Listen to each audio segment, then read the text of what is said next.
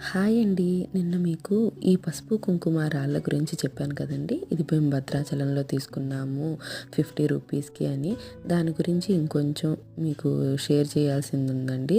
ఈ పసుపు, కుంకుమ రాళ్ళని స్టోన్స్ అండి ఇవి 2 వీటిని పౌడర్‌లాగా చేసుకొని దీంట్లో ఆయిల్ మిక్స్ చేస్తే కుంకుమలాగా వస్తుందంటండి. ఈ కుంకుమని ఫస్ట్ మీ ఇష్టదైవానికి బొట్టుగా పెట్టండి. తర్వాత మీరు ఎక్కడికైనా ఏదైనా పని మీద వెళ్ళినప్పుడు ఆ పని త్వరగా జరగాలి అనుకుంటే ఆ బొట్టుని మీరు బొట్టుని పెట్టుకొని మీరు గనక ఆ పని మీద బయటకు వెళ్ళారంటే అది త్వరగా జరుగుతుంది అని అక్కడ పంతులు గారు చెప్పారండి. ఇవి చాలా విశిష్టత ఉన్నవి అని కూడా చెప్పారండి. ఇంకా ఒక దాని గురించి చెప్పాలి. అదే ఇప్ప పువ్వు అండి. ఈ ఇప్ప పువ్వుని శ్రీరామచంద్రుడు, సీతాదేవి అక్కడ ఉన్న టైంలో ప్రసాదంగా తినేవారంట.